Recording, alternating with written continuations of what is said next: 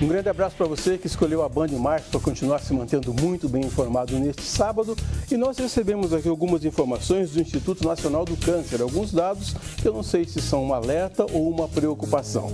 Para poder tratar sobre esse tema, nosso convidado de hoje, Dr. Igor Mantovani, que é um oncologista do Grupo Sonhe, SASSI, Oncologia e Hematologia. Dr. Igor, obrigado por ter feito o nosso convite. Eu que agradeço a vocês aqui da Band, muito obrigado. E aqui comigo na condução do programa, a jornalista Ingrid Lopes. Bom dia, Didi. Bom dia, Edson. Bom dia, Igor. Vamos falar desse assunto que é importante, né?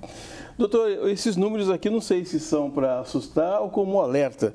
Os dados do Instituto Nacional do Câncer apontam 704 mil novos casos de câncer no Brasil em 2023. Mas é muita coisa, não? Sim, isso realmente são dados alarmantes, né, Edson? A gente recebeu isso recentemente, é uma perspectiva para 2023, existem estatísticas até 2025 e o que a gente vê é um incremento no número percentual e número absoluto de casos de cânceres, né, de neoplasias malignas das diversos subtipos, né, e isso realmente nos preocupa. Alguns em especial, imagino que a gente vai discorrer mais sobre isso, mas certamente o número total de 700 mil casos é preocupante mesmo. E o que acontece para que as pessoas desenvolvam, né, um câncer cada vez mais cedo? Porque tem bastante gente jovem descobrindo que está com câncer e antes, não sei se é porque era subnotificado, enfim, mas parecia que era uma doença de pessoas já mais velhas. O que acontece? Sua afirmação está correta, né, Didi? A gente imagina que o câncer tem a ver com a idade cronológica, né? E que com o envelhecimento a pessoa aumenta a chance de desenvolver os cânceres mais famosos, como mama, próstata, intestino, enfim.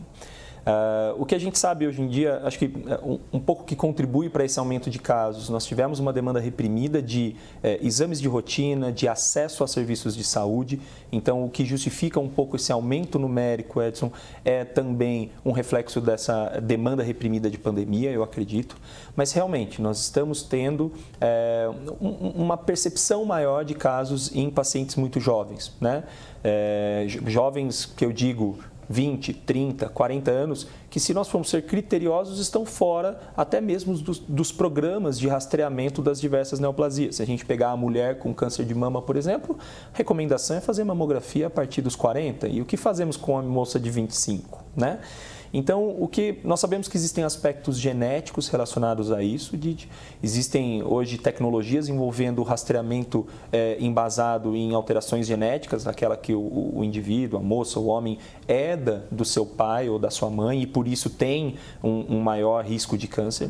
Nós sabemos que a questão dos hábitos contribuem também, então hoje o acesso ao álcool existe, os cigarros eletrônicos, o sedentarismo é um fator que contribui e não é infrequente nós pegarmos pacientes às vezes de idade mais jovem que não zelam pela sua saúde adequadamente, né? Então que flertam aí eventualmente com hipertensão, com diabetes muito jovens, com obesidade e sedentarismo, então isso tudo pode ser um fator que contribui para isso. E, por fim, a gente hoje tem mais acesso à tecnologia, a gente faz mais exames, né? Então, você descobre, você sente alguma coisa, você vai ao hospital, você faz mais exames de imagem, exames de sangue.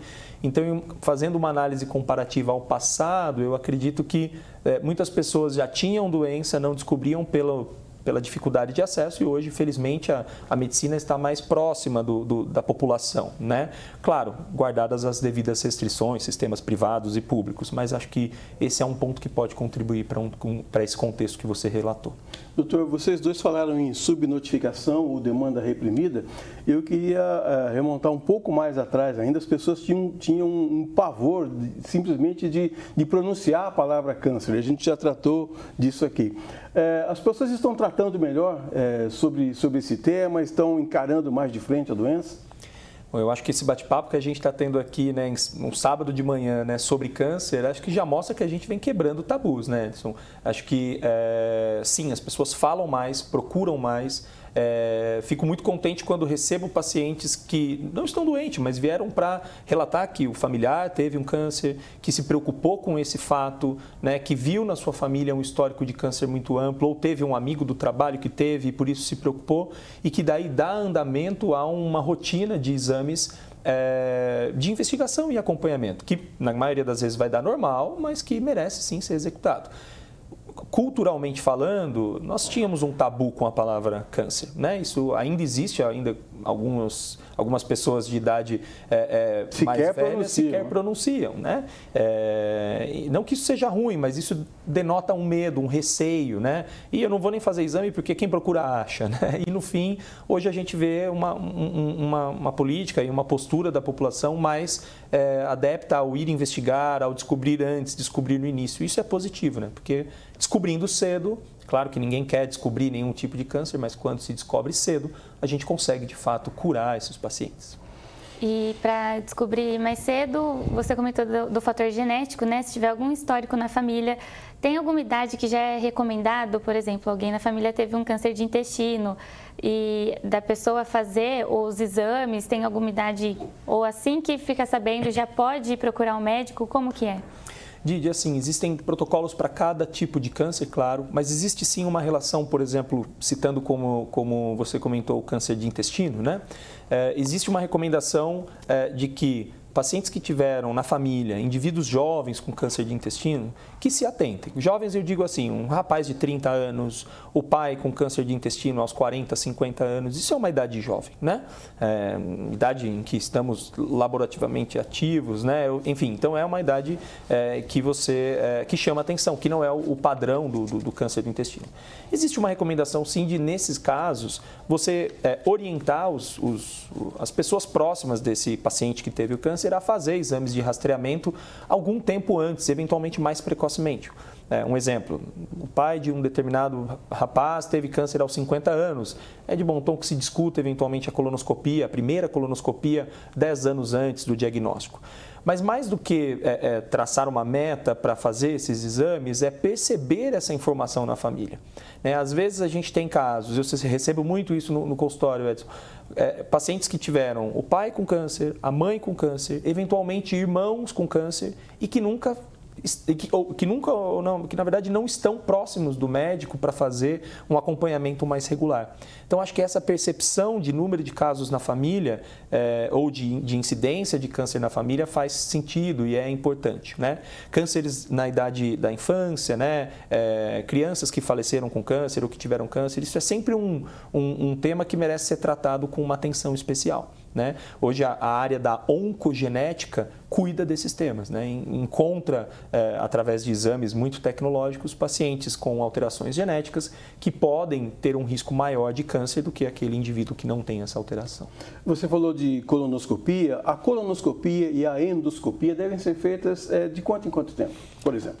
A gente recomenda que no indivíduo sadio, vamos pegar um homem sadio, uma mulher sadia, que não tenha nenhum sintoma gastrointestinal, não tenha dor estomacal, não tenha alterações do hábito intestinal. A gente recomenda que pelo menos uma vez na vida, a partir dos 45, 50 anos, se faça uma endoscopia, né? Vamos dizer que fez uma endoscopia aos 50 anos, o exame está normal, ótimo, eventualmente não vai ser necessário repetir. Um outro exemplo, fez uma colonoscopia, e é muito comum isso, aos 50 anos encontra-se lá uma alteração benigna, nós chamamos de pólipos benignos. Ótimo, isso vai ser retirado, isso vai ser avaliado. Sabemos que alguns cânceres vão surgir de pólipos intestinais, então a retirada ela é um fator protetor, né? E a partir desse primeiro exame, desse exame inicial, você dita a periodicidade que você eventualmente precisa. Tem pacientes que vão fazer uma colonoscopia na vida e não vão ter câncer de intestino, e tem pacientes que vão precisar fazer colonoscopias a cada 6, 12 meses, porque são pacientes de mais de um interesse especial pelos achados nesse primeiro exame. Vou colocar aqui uma experiência pessoal. O meu avô teve câncer de intestino. A minha mãe é jovem, minha mãe tem 47 anos agora. Acho que estou certa, tem 47 anos. Olha lá, hein? E lá para os 45, 44, ela sentiu um desconforto e já foi direto no médico, fez a colonoscopia e retirou 3 pólipos. Estava tudo bem, nem era esse o problema do desconforto dela, mas já descobriu. E eu tenho incômodos, eu tenho gastrite, enfim.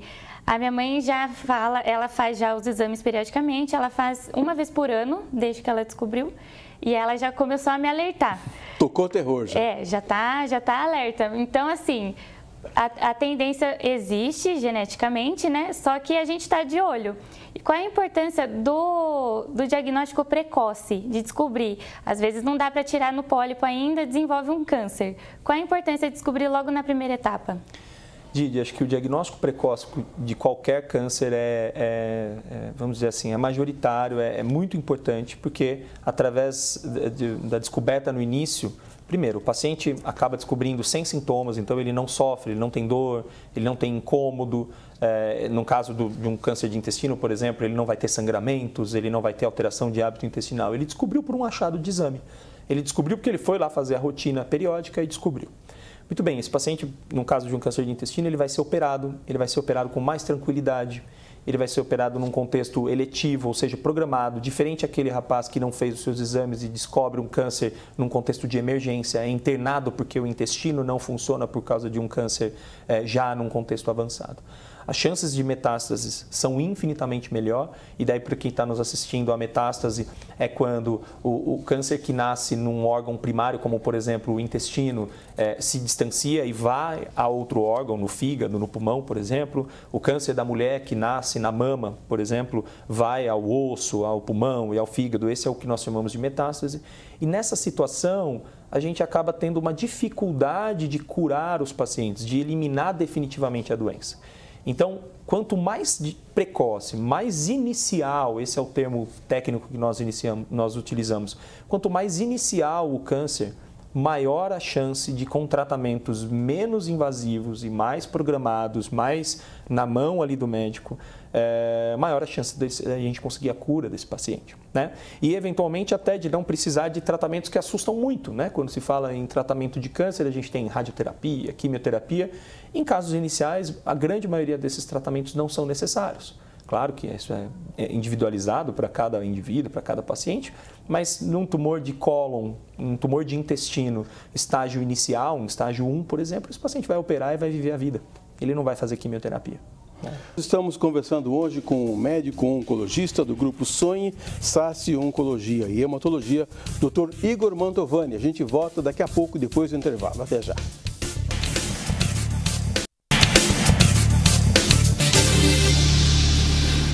Voltamos com o segundo bloco do nosso Band Entrevista de hoje, conversando com o Dr. Igor Mantovani, que é oncologista do grupo Sonhe, SASSI Oncologia e Hematologia. Doutor, nós estávamos falando sobre prevenção, falando sobre o medo que as pessoas têm da palavra câncer, mas tem muita gente que tem medo da palavra metástase.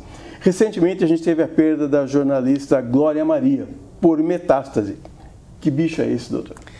Muito bem, a metástase, né, é quando a gente tem o acometimento do câncer em um órgão em que ele não foi o órgão primário.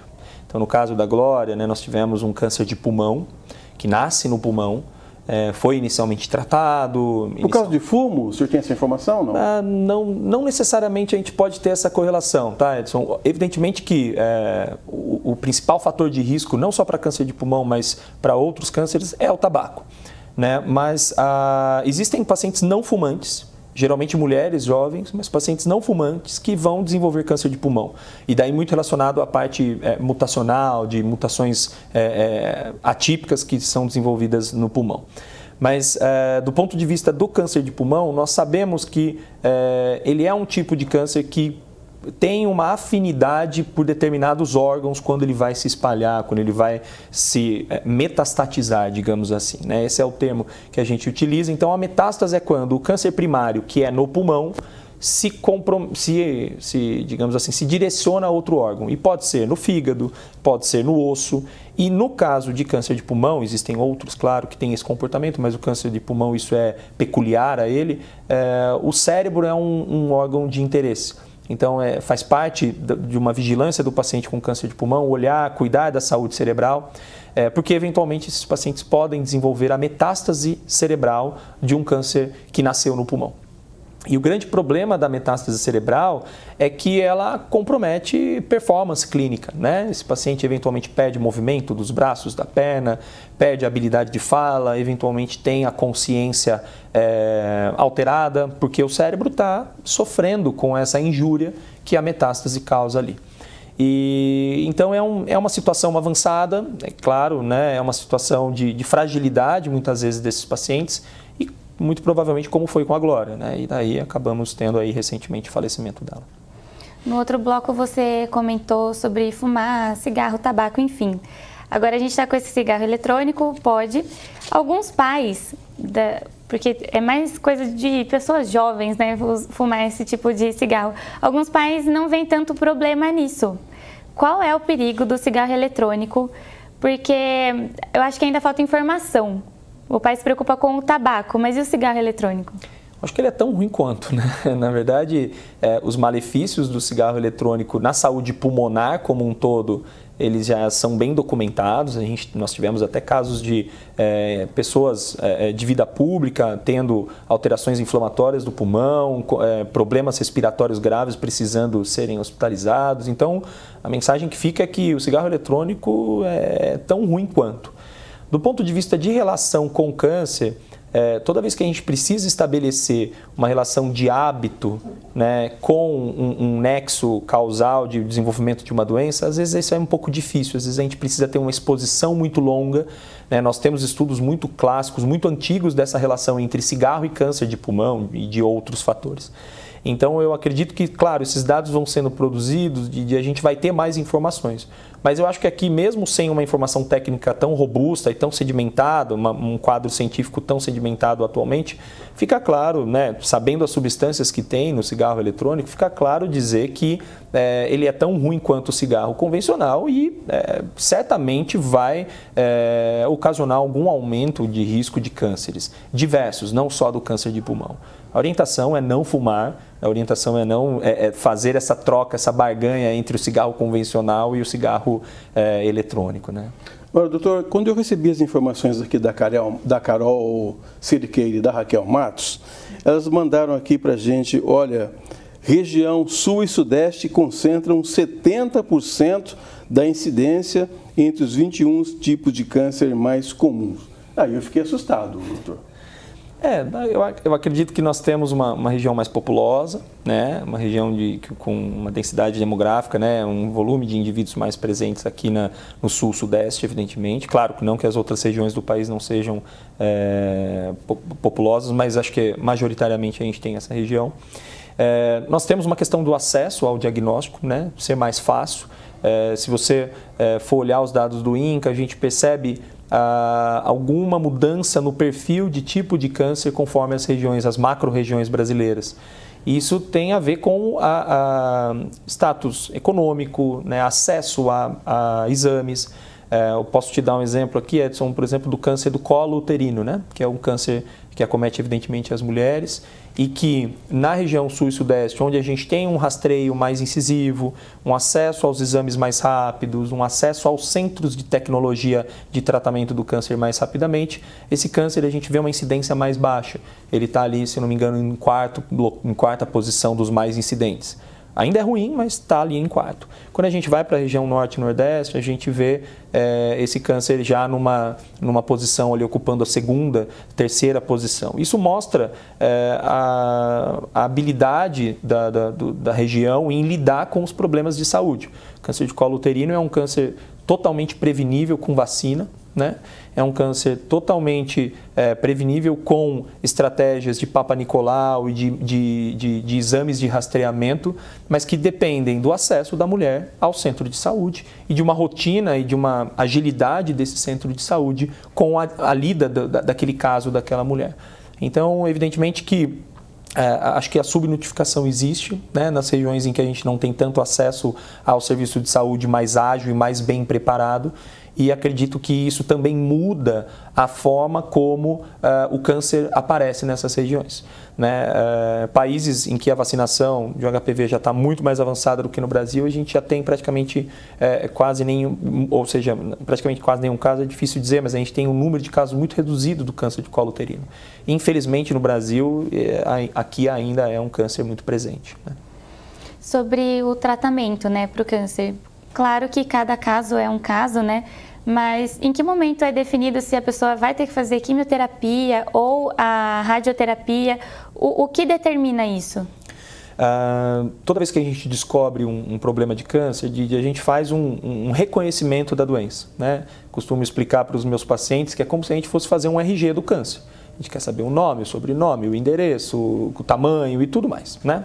Fazendo uma analogia a uma identidade de uma pessoa. E toda vez que a gente descobre esse câncer, a gente quer saber o tamanho dele, a localização, se ele tem ou não tem metástases, algumas informações quanto às características da própria célula que está presente nesse câncer, eventualmente dados de mutações genéticas que são importantes para balizar esse tratamento. E uma vez que você faz esse RG, existem protocolos muito bem estabelecidos de fazer cirurgia antes e depois, após a cirurgia do câncer, determinar se vai ser necessário ou não a rádio ou a quimioterapia. Eventualmente, esse processo pode ser invertido, né? A gente tem hoje isso muito bem estabelecido no câncer da mama, estratégias de diminuição de doença para minimizar abordagens cirúrgicas, para que a cirurgia da mama, da axila possam ser menos intensas, menos agressivas. Então, nem todo câncer vai precisar de quimioterapia e radioterapia.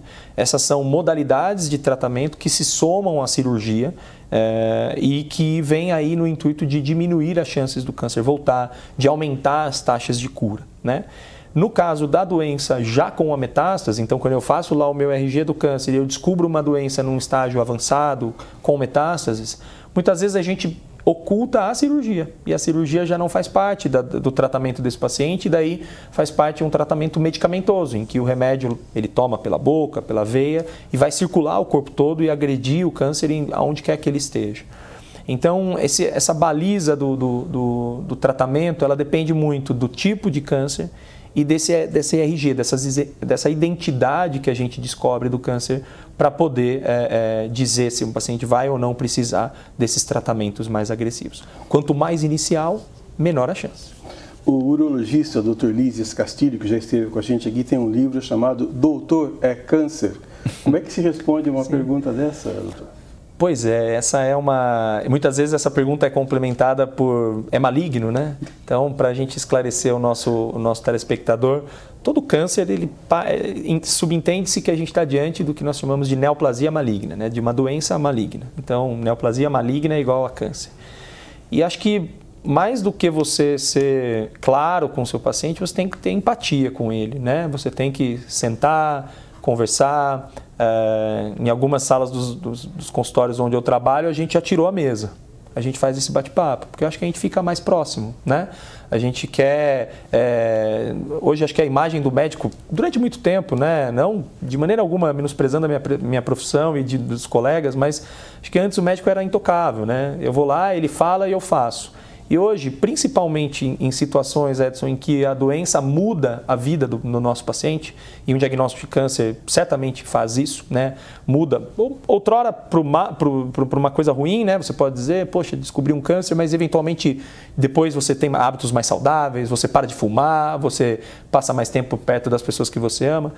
Mas eu acho que hoje em dia é importante a gente estar próximo do nosso paciente, né? Para você poder dar notícias boas e eventualmente notícias ruins, né? Então não existe mais aquilo, o médico falou que é câncer e eu vou fazer isso. Não, hoje em dia olha, nós temos um diagnóstico de câncer, vem aqui, dá a mão aqui que a gente vai caminhar juntos. Eu acho que esse é o importante. E cada vez mais não é só o médico que trata o câncer. A gente tem uma equipe multidisciplinar, né? Então cada vez mais a gente tem enfermeiros, profissionais que se ajudam, que olham sobre os diversos escopos desse paciente com câncer para auxiliá-lo nessa caminhada. Dure ela o tempo que durar. Eventualmente vai ser para sempre. Alguns pacientes vão ter que tratar câncer para o resto da vida, como tratam pressão alta, diabetes. Então, daí a importância da gente estar próximo, da gente eventualmente não estar só atrás da mesa e estar do lado, né? Então, diagnosticado um câncer, tratou, curou, continuar fazendo os exames, porque pode reaparecer. Sim, Didi, a gente tem uma política, uma rotina de segmento que nós chamamos, né? Então, aquele indivíduo, aquela moça, aquele moço que se curou de um câncer, ele vai ter uma rotina de exames periódicos de vigilância, né? Vigilância no intuito de buscar entender se esse câncer voltou ou não, como estão os exames após um tratamento agressivo de quimioterapia. Então, faz sentido que após o término do tratamento a gente mantenha essa relação. alguns pacientes têm um pouquinho de dificuldade de entender esse momento, que eles ficam tão próximos da gente durante o processo de químio, de rádio, de cirurgia, que quando a gente fala para eles voarem, baterem asa, eles ficam um pouco, poxa, mas eu venho daqui 4 meses? É isso mesmo? Eu te vejo toda semana e agora eu vou te ver daqui 4 meses? Aí eu brinco com eles que eles também precisam tirar férias da gente, né, nós profissionais. Então, acho que é uma rotina de segmento. Alguns cânceres a gente vai acompanhar por 5, por 10 anos, né? E muitas vezes é uma rotina de bate-papo, de sentar, tomar um café junto e dizer que está tudo bem para seguir a vida com tranquilidade. Conversamos hoje no Band Entrevista com o Dr. Igor Mantovani, oncologista do Grupo Sonhe, SASSI Oncologia e Hematologia. Doutor, obrigado mais uma vez por ter vindo aqui. Eu que agradeço a disponibilidade de vocês. Prazer. Tchau, Didi. Tchau, Edson. Obrigada pelos esclarecimentos. Eu que agradeço. Obrigado. E nós estaremos de volta no próximo sábado, às 7h30 da manhã. Você não pode perder o Band Entrevista. Até lá.